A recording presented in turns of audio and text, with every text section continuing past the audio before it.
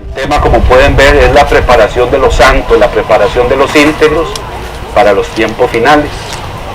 Entonces en la mañana estuvimos viendo, aparte de que dimos una introducción de qué es la verdadera iglesia, de qué es la unidad del Espíritu, según lo que nos narra la palabra de Dios en Efesios capítulo 4.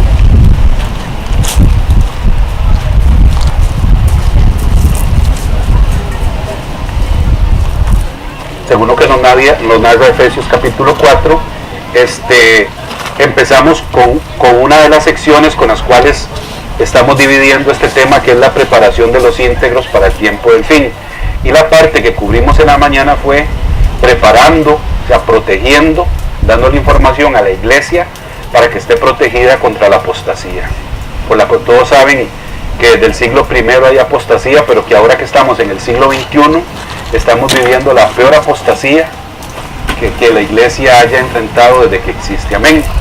Entonces, en la mañana estuvimos viendo qué decía la palabra de Dios y estuvimos desvelando o revelando algunas falsas doctrinas que se han introducido en la iglesia, como la falsa doctrina de la prosperidad, como la hipergracia, estuvimos viendo como un poco el tema del humanismo, las filosofías humanas que se han infiltrado en la iglesia y cosas que han venido a sustituir el verdadero evangelio de nuestro Señor Jesucristo, y que lamentablemente muchas de las personas que forman la iglesia creen que todas esas falsas doctrinas son parte del evangelio cuando realmente no lo son. Habían más tópicos, pero por cuestiones de tiempo no los detallamos, pero hay cientos de doctrinas, y la iglesia, ustedes como miembros del cuerpo de Cristo, tienen que estar interesados, tienen que estar velando, tienen que estar estudiando la palabra, para que no solamente lo que vimos en la mañana, sino otras doctrinas falsas, que ahí ustedes las puedan detectar en base al evangelio de Jesús, y que estén alertas, y que alerten, valga la redundancia, también a los hermanos más débiles o a los más nuevos en el Señor. Entonces, cuando empezamos a ver el tema de la apostasía en la mañana, vimos que Pablo, además de que Jesús dio una serie de señales importantísimas que la iglesia tiene que conocer para reconocer el tiempo del fin, Pablo resumió y puso en dos palabras dos cosas que tienen que suceder para que Cristo pueda regresar. Amén. Una de ellas es la apostasía. Pablo, en la iglesia primitiva se habían infiltrado falsos profetas y les habían dicho, unos habían dicho que ya Cristo había regresado y que se habían quedado. Otros habían dicho que ya la resurrección de los muertos había sucedido y que se habían quedado. Entonces la iglesia tesalónica, a pesar de que Pablo les había enseñado claramente, 1 Tesalonicenses 4, el orden que los muertos en Cristo resucitan primero y luego nosotros, o los que estemos vivos, seremos arrebatados cuando el Señor regrese. A pesar de eso, ya la iglesia estaba confundida otra vez. Y eso suele suceder. Y aunque aquí tal vez estemos hablando sana doctrina, siempre cabe la posibilidad que el otro domingo llegue un falso profeta y que le haga a alguno de ustedes, y tal vez alguno de ustedes se confunda, porque eso pasa siempre o pasa con mucha frecuencia, pero usted tiene que estar firme en la palabra de Dios. Entonces Pablo decía, pero con respecto a la venida de nuestro Señor Jesucristo, estoy leyendo 2 Tesalonicenses capítulo 2, decía, pero con respecto a la venida de nuestro Señor Jesucristo y nuestra reunión con Él, ¿cuál es la reunión con Él? El arrebatamiento.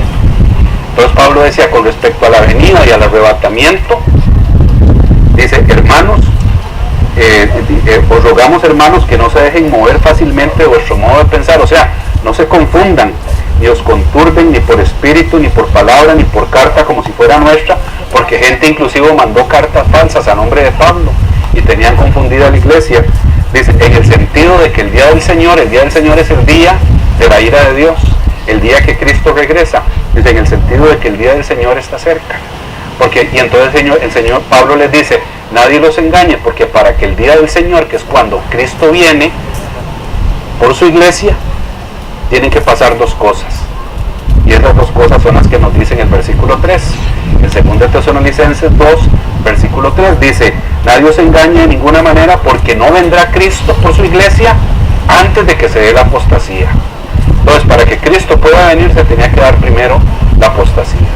Entonces, este requisito o prerequisito de la apostasía, ya lo estamos viviendo. Sabemos que había, como les mencioné al inicio, apostasía desde el siglo I. Vimos a los judaizantes, vimos a los gnósticos, haciendo ruido, confundiendo a la iglesia, vimos falsos profetas, etc. Y ha habido mucha apostasía, que más apostasía que la que hizo la famosa iglesia católica y todo eso. Pero estamos llegando a un momento en que dentro de la verdadera iglesia se desató una ola de apostasía como nunca hemos visto. Y hermanos, y si Cristo no viene pronto, vamos a ver cosas peores de las que estamos viendo. Entonces, de esa apostasía y de la prevención sobre esta apostasía fue lo que hablamos en la mañana.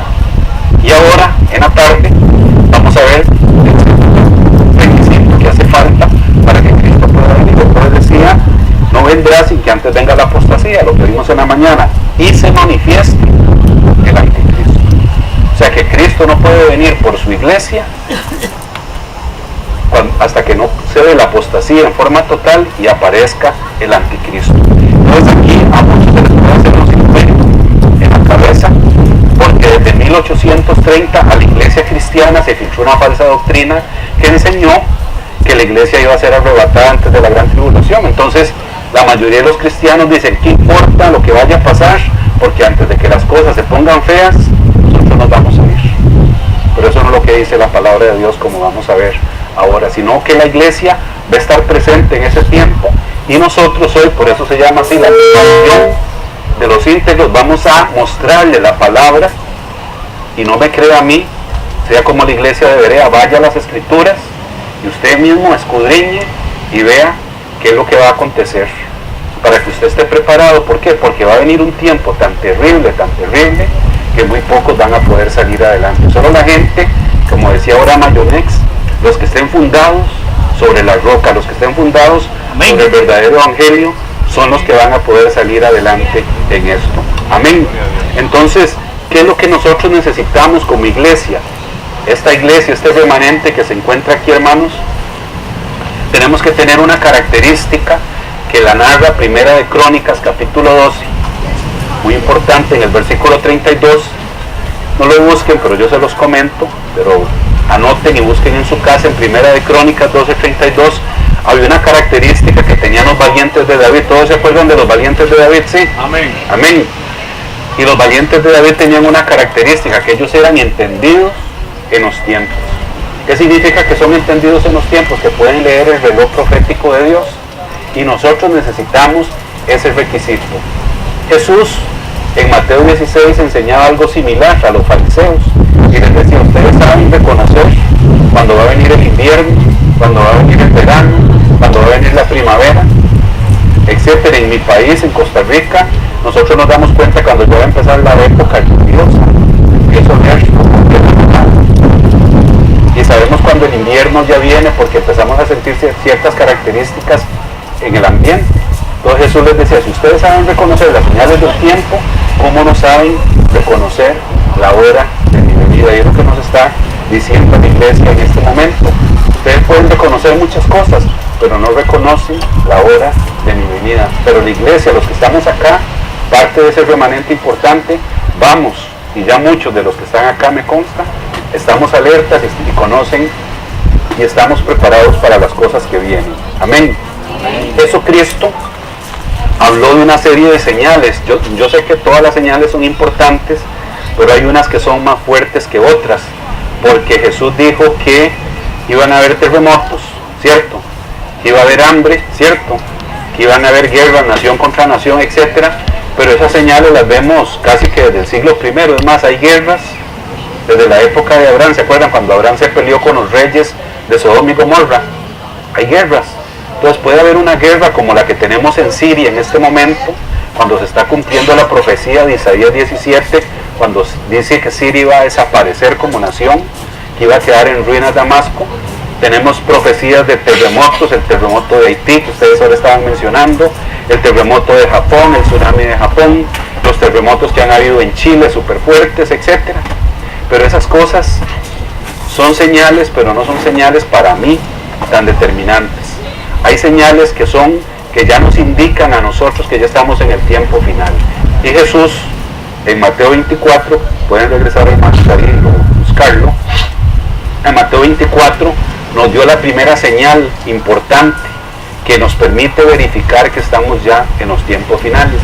Jesús en Mateo 24, en el versículo 4, decía, cuando En el versículo 3, los discípulos se le acercaron y le dijeron: mucha gente enseña que la enseñanza de Jesús de Mateo 24 es para los judíos, porque se menciona el sábado o el Shabbat, se menciona Jerusalén, Judea, pero no, Jesús se lo dio a sus discípulos, en privado, y específicamente en otra versión se menciona que se lo dio solo a 4 de los 12, porque era para la iglesia, para que ellos a través de la gran comisión llevaran este mensaje a todas las generaciones que iban a venir después. Entonces dice que los discípulos se le acercaron aparte diciendo: ¿cuándo serán estas cosas y qué señal habrá de tu venida y del fin del siglo? El fin del siglo es lo que les mencionaba ahora, el día de la ira de Dios, el día del Señor. Entonces Jesús les dijo: mirad que nadie os engañe. Esa es la principal señal, y sabemos que la iglesia, hermanos, en todo el mundo occidental, ya en Europa no hay iglesia prácticamente. Usted va a Europa, las iglesias, una iglesia muy grande en Europa tiene 6 miembros, y cuando usted le quita a la esposa y los hijos del pastor quedan como 2 nada más, ¿verdad? Son chiquititas. y ahí fue donde vino parte de la evangelización a América, pero vean, se vinieron enfriando en apostasía y ya la iglesia en Europa prácticamente desapareció. Entonces tenemos una iglesia fuerte, entre comillas, en el continente occidental, desde Canadá hasta Argentina, pero es una iglesia que está viviendo en apostasía. Es una iglesia que ha sido engañada por falsas doctrinas. Jesús lo decía ahí cuando dijo: mirad que nadie os engañe. ¿Por qué? En el versículo 5, porque vendrán muchos en mi nombre diciendo: yo soy el Cristo, y a muchos engañarán. Y ustedes saben, mucha gente a veces enseña que se van a venir, como este loco que había en Miami, Jesús Miranda, que decía que él era el Cristo. Pero no, ahí la palabra de Dios se refiere, cuando dice la palabra Cristo, se refiere a ungido. Ustedes han escuchado en nuestros días que hay un montón de falsos profetas y falsos apóstoles que andan diciendo: yo soy el ungido de Jehová. Y esos falsos ungidos son los que están introduciendo las herejías destructoras en la iglesia.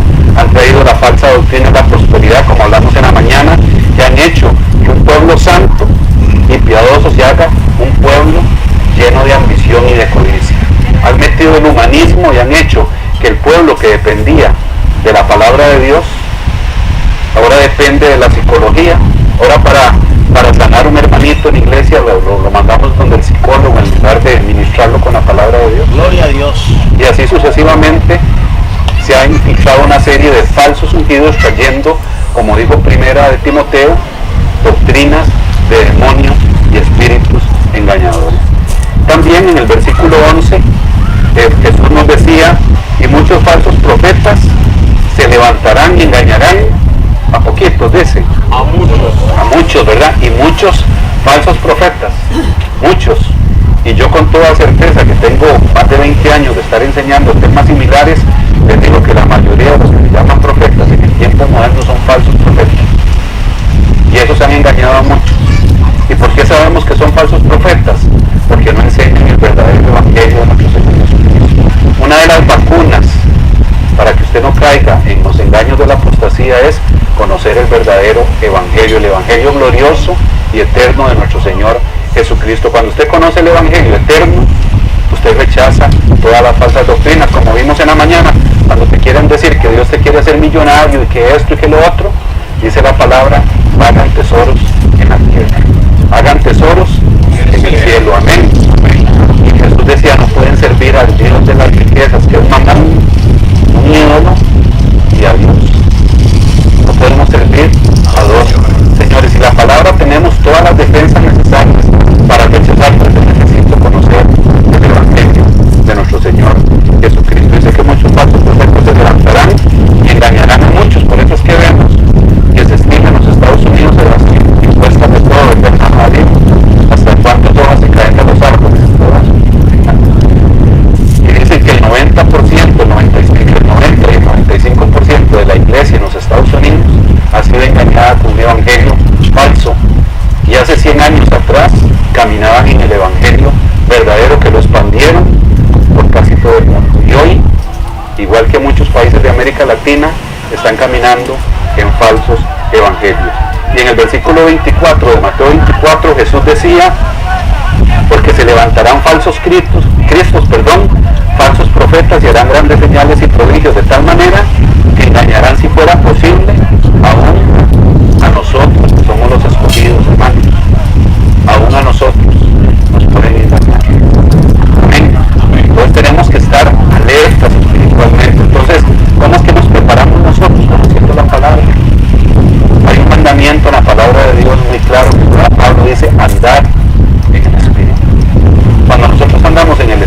para eso Jesús decía, les conviene que yo me vaya, porque si yo no me voy, el Padre no les va a enviar el otro Consolador, y ese otro Consolador, que es el Espíritu Santo, es el que nos guía a toda verdad.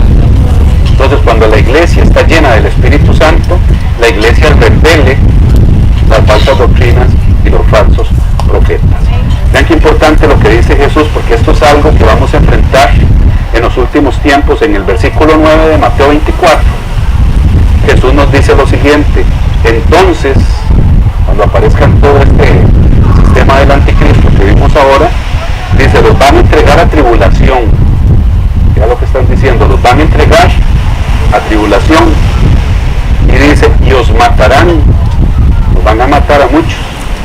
Hay un mensaje que vemos en Apocalipsis 6, cuando hay unos santos que fueron decapitados y ellos están clamando justicia, y se les dan vestiduras blancas, que significa santidad, que significa salvación, y se les dice, descansen, tranquilos, porque podrán morir muchísimos más hermanos como ustedes durante la tribulación, porque el Señor tiene un número determinado, el Señor es soberano, tiene control de todas las cosas. Amén. Gloria a Dios. Y entonces dice que serán aborrecidos de toda la gente. Si vean como ya estamos siendo aborrecidos de toda la gente. Ustedes vieron el tiroteo que hubo en Orlando, Florida, donde mataron un montón de homosexuales, y el que los mató era un musulmán, pero ya estaban diciendo que a esos homosexuales los mataron por culpa de los cristianos, porque como los cristianos somos radicales y extremistas y fundamentalistas, entonces hemos prejuiciado a la gente para que no ame y odie a los homosexuales. Entonces a la iglesia de Cristo ya se le está persiguiendo, ya se le está acusando. Ahora se habla de diversidad, de que tienen derecho los homosexuales, las lesbianas, etcétera, pero nosotros los cristianos resulta que ya no tenemos los derechos. Todo aplica a favor de ellos, pero en contra de la iglesia. Entonces dice que nos van a aborrecer de todas las gentes, y aquí queda la clave de que está hablando de la iglesia en Cristo. Dice, por causa de mi nombre. Si fuera la nación de Israel, ustedes saben que lamentablemente, aunque no quisiéramos que fuera así, pero la nación de Israel aún no acepta a Jesucristo como el Mesías. Hay un grupito de hermanos que se llaman mesiánicos que sí lo han aceptado, pero eso es una cantidad como de un 3% de la población de Israel. O sea, la nación de Israel jamás la van a perseguir a causa del nombre de Jesús, porque ellos no creen en Jesús. Los que creemos en Jesús somos los que estamos acá, que somos parte del cuerpo de Cristo. Amén. Entonces, hermanos, cuando empiece ese periodo de persecución, en el cual nosotros tenemos que estar firmes, hermanos, va a pasar lo siguiente, y ahorita nos vamos a ir al libro de Apocalipsis. En el versículo 10 dice que muchos tropezarán. Ahí está hablando de esos que van a ser perseguidos de la iglesia. Dice que muchos van a tropezar. ¿Por qué? Porque la hora de la prueba va a ser muy fuerte. Ahora vamos a ir al libro de Apocalipsis y vamos a ver que el que no se adhiere al sistema del anticristo no va a poder comprar ni vender, no va a poder trabajar, no va a poder comer. Si tiene una necesidad de una cirugía de apendicitis o cualquier cirugía urgente que necesite, no lo van a atender en los hospitales, porque si usted no tiene la marca de la bestia o el 666 no lo van a poder atender. Entonces muchos van a tropezar, porque mucha gente también, por el amor al dinero, por eso la falsa doctrina de la prosperidad es satánica en ese sentido. ¿Por qué? Porque ha hecho que los cristianos amen el dinero. Entonces mucha gente va a preferir ponerse una marca y ser seguidor del anticristo para poder seguir trabajando y poder tener dinero. Y más empeoran las cosas cuando aparecen tipos como John MacArthur, que es un predicador en los Estados Unidos, que dice que aunque nos pongamos el 666 no perdemos la salvación. Esos son los maestros del salvo siempre salvo, como Núñez aquí de Dominicana, que enseña que aunque nos suicidemos no perdemos la salvación. Esos son los falsos profetas que habla la palabra de Dios y que nosotros tenemos que estar alertas. Amén. Amén. Gloria Entonces, a Dios. muchos van a tropezar y se entregarán unos a otros. Probablemente van a decir algunos de los otros, no, el hermano Adrián, el que era evangélico, a mí Adrián me llevaba, pero a mí no me gustaban las cosas, que cantaban muy bonito. Entonces, y muchos van a empezar a negar el nombre de Cristo. Gloria a Dios. Y muchos, cuando empiece la persecución y la presión, van a decir que ellos no eran cristianos. van a negar el nombre del Señor. Y dice que unos a otros se entregarán y se aborrecerán. Vamos a ir a Apocalipsis capítulo 13, hermanos. Apocalipsis capítulo 13. Y ahí se narra cuál es el tiempo que el anticristo va a tener una autoridad, porque Dios es el que tiene el control de todas las cosas. Entonces el anticristo se va a manifestar porque Dios le da permiso. El anticristo, según nos demuestra la palabra de Dios en el libro de Daniel, en el capítulo 10 y en el capítulo 12, en el libro de Judas, en el libro de Segunda de Pedro y en Apocalipsis, vemos que hay un instrumento que Dios ha usado para que Satanás y el anticristo no se manifiesten, que es el arcángel Miguel. Ustedes lo pueden buscar ahí en Daniel capítulo 12, Apocalipsis capítulo 12, Judas capítulo 1, Segunda de Pedro, etcétera. Y en el momento en que el Señor le diga al arcángel Miguel, ya no detengas a Satanás, como dice Daniel capítulo 12, que se utiliza una palabra en hebreo que es deja de sostenerlo, ya no lo sujetes más. En el momento en que Daniel se quite, va a empezar la gran tribulación, y va a empezar por un periodo de 42 meses, 3 años y medio, o 1260 días, o como se decía en el Viejo Testamento, los hebreos y los arameos decían tiempo, tiempos y la mitad de tiempo, 3 años y medio. Entonces vamos a ir a Apocalipsis capítulo 13, dice la palabra de Dios ahí, hablando ya de la aparición del anticristo, pero voy a ir rápido por cuestiones de tiempo, al versículo 3. Apocalipsis 13:3 dice, y vi una de sus cabezas, está hablando de todos los imperios satánicos que han habido, vi una de sus cabezas como herida de muerte, pero su herida mortal fue sanada, y se maravilló toda la tierra en pos de la bestia es del anticristo, y adoraron al dragón que había dado autoridad a la bestia. El dragón es Satanás, el que le dio la autoridad al anticristo Satanás, y adoraron a la bestia diciendo, bien como el anticristo, como la bestia, quien fuera a luchar contra ella. Y también se le dio voz a que hablase grandes cosas y blasfemias. Entonces vemos hoy figuras muy parecidas, como el Papa Juan Pablo, ¿cómo se llama? El argentino Francisco, y vemos como al presidente de los Estados Unidos ya hablando blasfemias contra Dios, pero abiertamente, los dos en sintonía, como si fueran el anticristo y el falso profeta. Yo no estoy diciendo que ellos sean, pero son un prototipo de la tendencia que va a empezar a moverse en este tiempo que estamos viviendo. También se le dio boca que hablase grandes cosas y blasfemias, y se le dio autoridad para actuar por 42 meses, 2 y 12, 24, y 12, 36 y 6, 42, 3 años y medio. Y dice que abrió su boca en blasfemias contra Dios. Al anticristo va a empezar a hablar, a blasfemar contra Dios, como lo que están haciendo en estos tiempos, dice, para blasfemar de su nombre, de su tabernáculo, de los que moran en el cielo. Y vea qué importante lo que dice el versículo 7, y se le permitió hacer guerra contra los santos. ¿Quiénes son los santos, hermanos? Amén. Nosotros. Amén, gloria a Dios. No diga como un hermano ahí, San Francisco de Asís era el santo, decía. No, los santos es la iglesia de Cristo, somos nosotros los santos.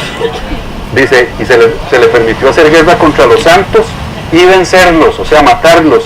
Y también se le dio autoridad sobre todo el mundo, sobre toda tribu, pueblo, lengua y nación. Entonces dice el versículo 9, si alguno tiene oído, oiga lo que el Espíritu dice a las iglesias. Amén. Y dice también, después aparece el falso profeta, que el falso profeta viene a apoyar con un enfoque engañoso espiritual para engañar a la gente de que el anticristo es Dios. Entonces viene ahí moviéndose, vienen a trabajar en conjunto, y dice que perdón, hermanos, en el versículo 14 dice, y engaña el falso profeta a los moradores de la tierra con señales que se le han permitido hacer en presencia de la bestia, mandando a los moradores de la tierra que le hagan una imagen a la bestia que tiene la herida de espada y vivió. ¿Qué significa? Que el falso profeta, hermanos, va a mandar que todos los moradores de la tierra hagan una imagen del anticristo. Una imagen chiquitita, no sabemos, una imagen grande, como sea, pero todos los moradores de la tierra van a tener que hacerle una imagen al anticristo. Y dice el versículo 14 lo siguiente, y hicieran una imagen de la bestia que tiene la herida de la espada de Dios. Dice que se le permitió infundir aliento a la imagen de la bestia para que en esa imagen, digamos que fuera como algo así, esa imagen se le dio aliento. Entonces las personas que no adoran esta imagen del anticristo, la misma imagen va a hablar para que esas personas sean asesinadas. Entonces vean los tiempos peligrosos que vienen, hermanos, y probablemente esa imagen va a estar poseída por demonios, obviamente, y entonces van a hablar y van a acusar a las personas que no van a adorar esa imagen para que sean asesinadas. Y dice la palabra de Dios en el versículo 16, que decía que a todos, pequeños, grandes, ricos, pobres, libres, esclavos, a todo mundo se le pusiese una marca en la mano derecha o en la frente, y que ninguno pudiera comprar ni vender, sino el que tuviera la marca del nombre de la bestia y el número de su nombre. Y dice que hay sabiduría, el que tiene entendimiento cuente el número de la bestia, pues es un número de hombre y es el número 666. Entonces, para poder funcionar en ese mundo que viene, si usted quiere trabajar, si usted quiere poder comer, si usted quiere tener derecho al sistema de salud, hermano, la gente va a tener que tomar una decisión: o se asesinan o se pone el 666, o lo asesinan o se pone el 666. Amén. Entonces va a ser un tiempo muy difícil, hermanos, para la iglesia, precisamente porque la iglesia no ha sido preparada espiritualmente. Entonces vemos que tenemos hoy una iglesia muy flaca comparada con la iglesia primitiva. El hermano Gregorio los primeros días preguntaba ayer, cuando empezamos la conferencia, decía: ¿ustedes qué opinan? La iglesia de ahora, ¿cómo es en relación a la iglesia primitiva? Y unos empezamos a decir: más fuerte, más débil. Es una iglesia súper débil la que tenemos ahora, porque es una iglesia que ha dejado ya, es una iglesia que ya no se dedica a la adoración, que ya no se dedica a orar, es una iglesia que no conoce la palabra de Dios, es una generación de personas que pasan viendo novelas, es una generación de personas que pasan jugando con el celular, con los juegos de videos. Ya a los niños ya no les interesan las cosas de Dios. Entonces tenemos una generación de gente muy débil que no está preparada para las cosas que van a venir. Y nosotros, que somos los sabios, que habla la palabra de Dios, como explicaba ayer Gregorio, ¿verdad? El pueblo sabio que se prepara, a nosotros como atalayas de Cristo, se nos ha dado la misión de preparar a la gente para los tiempos finales. Aunque no nos escuchen, como dice la atalaya, como en el libro de Ezequiel, vayan y prediquen, los escuchen o no los escuchen. Y por eso es que nosotros tenemos que tocar la trompeta para que la gente sepa las cosas que van a venir.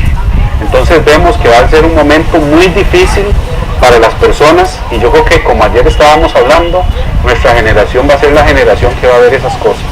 Por las señales que estamos viendo cada día, sabemos que probablemente nosotros somos los que vamos a ver el surgimiento del anticristo, la persecución de la iglesia. Probablemente vamos a tener que huir a los montes, como decía Jesús: huyan a los montes, escóndanse, etcétera, etcétera, ¿verdad? Todos vamos a ser esa generación. Es importante, por esto del 666, hermanos, que tomemos una advertencia que vamos a leer todos, para que nadie diga: a mí nadie me dijo nada. Cuando usted se presente ante el Señor, si es que alguien falló, y él diga: a mí nadie me dijo nada, le voy a recordar: usted estuvo en Los Patos, en Barahona, el 30 de julio del año 2016, y recibió el siguiente mensaje. Apocalipsis capítulo 14, búsquelo, hermanos, versículo 9. Apocalipsis 14, versículo 9. Dice la palabra de Dios, ¿lo tienen, hermanos? Amén. Dice, y el tercer ángel le siguió diciendo a gran voz: si alguno, viene una advertencia para la iglesia, si alguno adora a la bestia, que es el anticristo, a su imagen, esa imagen que ahora les comenté, que leímos, que va a existir, y recibe la marca en su frente o en su mano, él también beberá del vino de la ira de Dios. Una persona que adore al anticristo, una persona que se adore a la imagen del anticristo, que se ponga el 666 ya sea en la mano o en la frente, es una persona que va a recibir la ira de Dios. O sea, es una persona que ya va a perder completamente su salvación. Sigue diciendo ahí: él también beberá del vino de la ira de Dios, que ha sido vaciado puro en el cáliz de su ira. Y vea qué tremendo, hermanos: será atormentado con fuego y azufre delante de los santos ángeles y del Cordero. Esa persona va a ser atormentada con fuego y azufre en el lago de fuego delante de Dios y del Cordero, que es Cristo Jesús. Y dice, vean qué tremendo, hermanos, el versículo 11, y dice, y el humo de su tormento sube por los siglos de los siglos. O sea que esa persona va a estar en el lago de fuego toda la vida, por toda la eternidad. Imagínense que hay personas que murieron hace 1000 años sin Cristo. Esas personas en este momento están en el infierno. ¿Usted sabe lo que es estar 1000 años en el infierno? Todos recuerdan historia, la parábola del rico y Lázaro, ¿se acuerdan? Sí. Va a estar en tormento. Y ahora viene lo peor, porque después del lago del infierno sigue el lago de fuego. Dicen que van a estar eternamente en el lago de fuego. ¿A quién le ha dolido una muela, hermanos? ¿Quién ha estado con una gripe fuerte? Que usted está deseando que pasar de esas cosas. Ahora imagínense lo que es estar en el infierno quemándose por toda una eternidad. Y no existe la aniquilación, como enseñan unos, que usted cae en el infierno y ya deja de existir.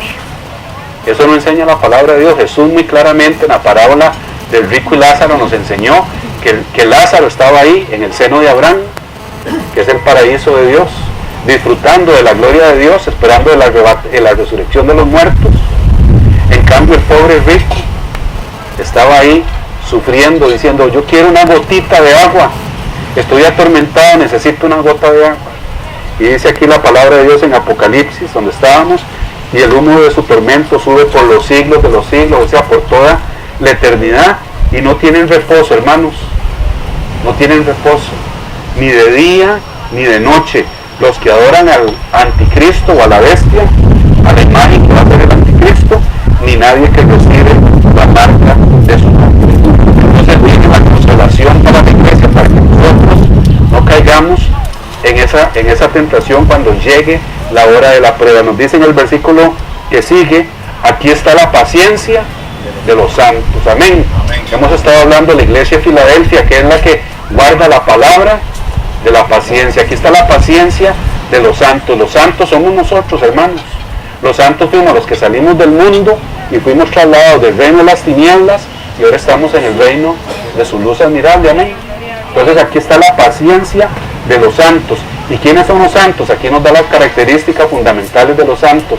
Dice, son los que guardan los mandamientos de Dios y la fe de Jesucristo. ¿Qué es la fe de Jesucristo? Que hablamos en la palabra de Dios, en la conferencia de la mañana, cuando hablamos de una fe, una doctrina, un bautismo. La fe es el evangelio de nuestro Señor Jesucristo.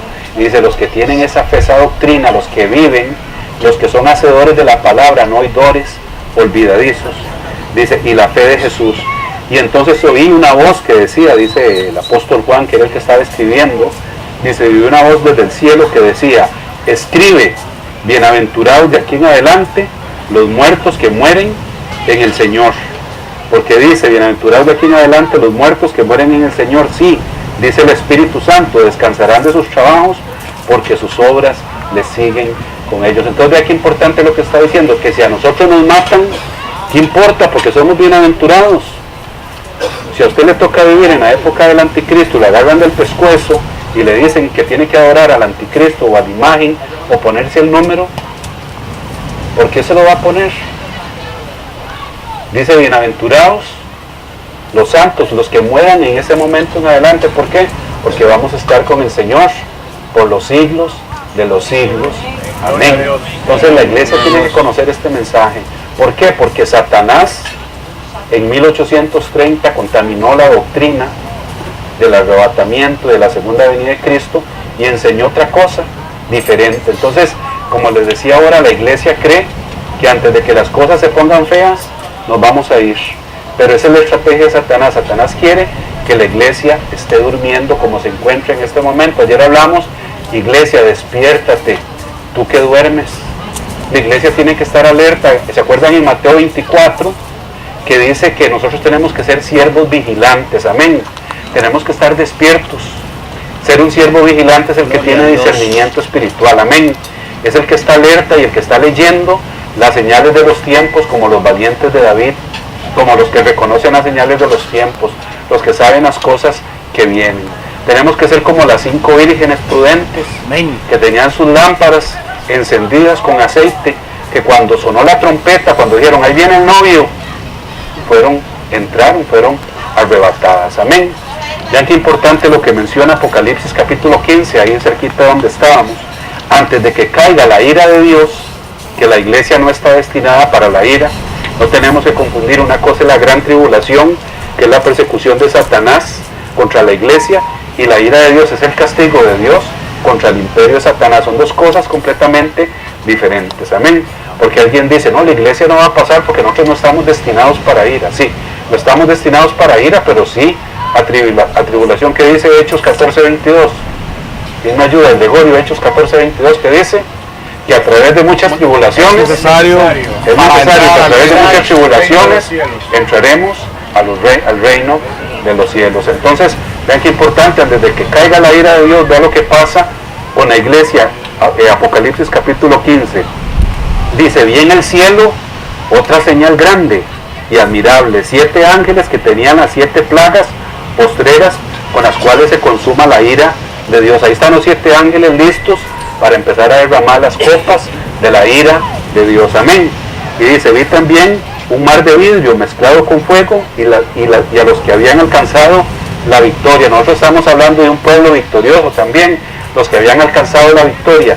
Y dice, ¿quiénes fueron los que alcanzaron la victoria? Sobre la bestia, que es el anticristo, sobre su imagen, sobre su número y sobre su marca, en pie sobre el mar de vidrio con las arpas de Dios. O sea que antes de que Dios derramara su ira, ya nosotros, la iglesia verdadera, los que vamos a salir adelante de estas pruebas que vienen, los que no vamos a adorar al anticristo ni a su imagen, ni nos vamos a poner el 666, ya están en el mar de cristal cantando el canto del Cordero. Yo creo que todos se lo saben, ¿verdad? Ese canto que viene ahí, Mayonex, ahí, si me ayudas, dice, y cantaban el cántico de Moisés, siervo de Dios, y el cántico del Cordero decía, grandes y maravillosas son tus obras, Dios Señor, todo Dios poderoso, justos y verdaderos son tus caminos, Rey de los santos. ¿Quién no te temerá, oh Señor? Gloria a tu nombre. Entonces, vemos a los santos en el cielo, los que salgan victoriosos de eso, antes de que caiga la ira de Dios, triunfantes en el mar de cristal. Entonces, nosotros tenemos que tener algo muy claro para que usted no se deje confundir, para que usted conozca el orden de los acontecimientos. Pablo, en 1 Tesalonicenses capítulo 4, si usted lo lee cuidadosamente, se va a dar cuenta de los acontecimientos. Vea qué fácil que vayamos. Lo que pasa es que nosotros los hombres a veces hacemos las cosas muy difíciles y las enredamos con tradiciones de denominaciones, con tradiciones de hombres, con credos, etcétera. Pero la palabra de Dios, que nos la revela el Espíritu Santo, es muy clara. Amén. Amén. Dice 1 Tesalonicenses capítulo 4 lo siguiente. Vean qué fácil el orden de los acontecimientos. Y con estas cosas ya vamos terminando. Dice 1 Tesalonicenses 4, en el versículo 13, dice Pablo, tampoco queremos, hermanos, que ignoréis acerca de los que duermen. La iglesia tesalónica estaba diciendo, ¿qué le pasaría a los hermanos que murieron en Cristo? Entonces Pablo les dice, tranquilos, los que murieron en Cristo no se tienen por qué preocupar. Dice, no se entristezcan como los que no tienen esperanza.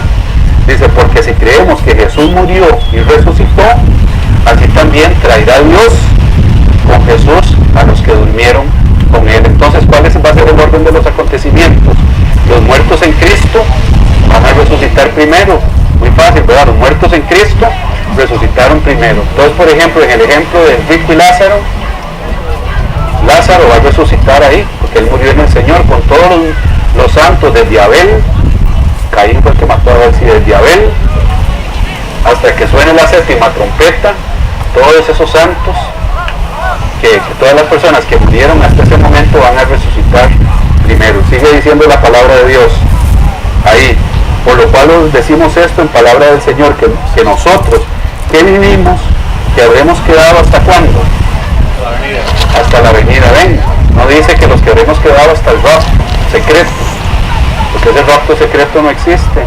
Pero en los que habremos quedado hasta la venida del Señor, no precederemos a los que durmieron. O sea, nosotros no vamos a ir antes de los que van a resucitar. Primero resucitan los muertos y nosotros, los que estamos vivos, cuando el Señor venga, Él nos va a transformar a nosotros. Amén. Entonces es muy importante que usted tenga el orden muy claro. Los muertos en Cristo resucitan primero, y los que estén vivos cuando suene la séptima trompeta, vamos a ser transformados, vamos a tener un cuerpo como el que tenía Cristo, un cuerpo glorificado, porque carne y sangre no puede heredar el reino de los cielos. Entonces ahora nos vamos a ir al jaque mate, a Apocalipsis capítulo 20, para que vean otra prueba de que la iglesia sí pasa la gran tribulación. Vamos a ir a Apocalipsis 20, versículo 4 en adelante. ¿Quiénes son los que resucitan primero, hermanos? Los muertos en Cristo. Amén. ¿Ustedes saben cuántas resurrecciones de los muertos hay? Según la palabra de Dios. Dos, ¿verdad? La primera resurrección van los que se salvan, y en la segunda resurrección esa va a ser después del milenio, los que se pierden. Digamos, volviendo al ejemplo del rico y Lázaro, el rico va a resucitar hasta después del milenio. Amén. El joven rico, ¿se acuerdan del joven rico que rechazó el mensaje de salvación?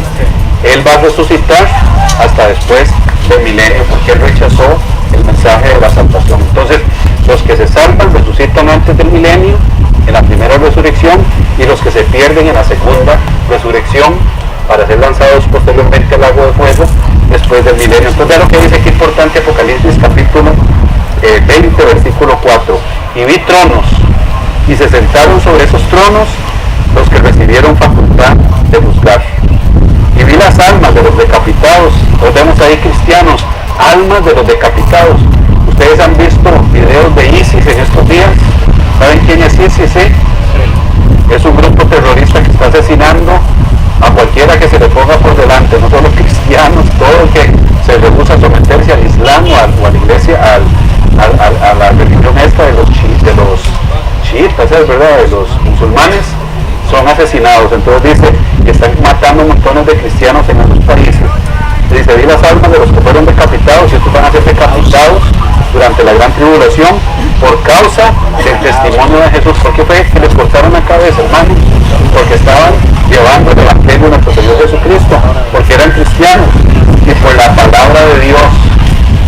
Fueron decapitados por el testimonio de Jesús y por la palabra de Dios. Dice, los que no habían adorado a la bestia ni a su imagen, ni recibieron la marca en sus frentes ni en sus manos. ¿Y qué dice? Vivieron. ¿Qué significa vivieron? Resucitaron, vivieron y reinaron con Cristo 1000 años. Y ahí viene un paréntesis que dice, pero los otros muertos no volvieron a vivir hasta que se cumplieran 1000 años. Ahí se cierra el paréntesis, y entonces dice que los que están con Cristo, esos son los que son de la primera resurrección. Y dice, bienaventurado es santo el que tiene parte en la primera resurrección, porque la segunda muerte, que es el lago de fuego, ya no va a tener potestad sobre ellos, sino que nosotros vamos a hacer, como empezó, creo que fue el hermano Darío, que nosotros somos sacerdotes, ¿verdad? Nosotros somos sacerdotes de Dios y de Cristo, y reinaremos con Él por 1000 años. Entonces vean qué importante una característica que vemos ahí, que esos que formaron parte de la primera resurrección fueron personas que fueron asesinadas por el anticristo. Entonces, ¿esto qué significa? Que la iglesia tiene que pasar la gran tribulación. Amén. Y que va a ser perseguida, tal como Jesús lo estableció en Mateo 24. Y Jesús en Mateo 24 lo deja más claro en español moderno, llamémoslo así, en cualquier tipo de idioma, cuando dice, vayan a Mateo 24, 29, lo marcan bien, sacan fotocopias, lo pegan en la pared, en los cuartos de las casas, etc. Dice Mateo 24, 29, ¿cuándo va a ser el arrebatamiento de la iglesia? Ahí dice, en el versículo 29 dice, inmediatamente después. Más claro, ¿verdad? Que el agua dice inmediatamente después, no dice antes, ¿verdad? Es después. Inmediatamente después de la tribulación de aquellos días, aparecen lo que todos los profetas del Antiguo Testamento, Joel, Zacarías, Isaías, Joel, Sofonías, Ezequiel, todos hablaron de estas señales que nos iban a anunciar la llegada del día del Señor, que es cuando Cristo venga. Entonces dice que después de la tribulación aparecen las señales, el sol se oscurecerá, la luna no dará su resplandor, las estrellas caerán del cielo y las potencias de los cielos serán conmovidas. Entonces, después de esas señales, ¿qué pasa? aparecerá la señal del Hijo del Hombre en el cielo, y entonces lamentarán todas las tribus de la tierra. Todos los que han rechazado a Jesús van a lamentar. Todos los que despreciaron el Evangelio de nuestro Señor Jesucristo, todos los que rechazaron a la iglesia de Cristo, todos los que rechazaron al sacrificio del Hijo de Dios, van a lamentar. ¿Por qué? Porque ya es demasiado tarde. Cuando venga Cristo ya es demasiado tarde. Dice, lamentarán todas las tribus de la tierra y verán al Hijo del Hombre viniendo sobre las nubes del cielo con gran poder y gloria, aleluya, con gran poder y gloria. Y ahora sigue lo más glorioso para nosotros. Y dice, y Él enviará a sus ángeles con gran voz de trompeta y juntarán a sus escogidos de los cuatro vientos, o sea, del norte, del sur, del este y del oeste. Vienen unos escogidos de los ángeles y van a tomar los escogidos en Alaska, en Argentina, en Japón, en Suecia, en todos los lugares que hayan hijos de Dios. Esos ángeles se van a encargar de escogerlos. Entonces, sabemos, hermanos, que tenemos esa gran promesa, que es el arrebatamiento, que se va, o la primera resurrección de los muertos, es que estamos muertos en ese momento, que es cuando Cristo venga.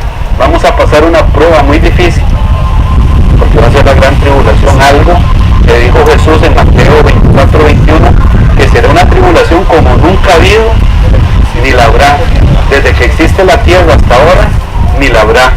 Entonces, todo lo que pasaron los judíos en la época de Hitler, todo lo que pasaron muchos cristianos en la época de la Inquisición, todo lo que pasaron la iglesia primitiva del primero y el segundo y tercer siglo, todo eso será un juego de niños a la par de la gran persecución que viene contra el pueblo de Dios.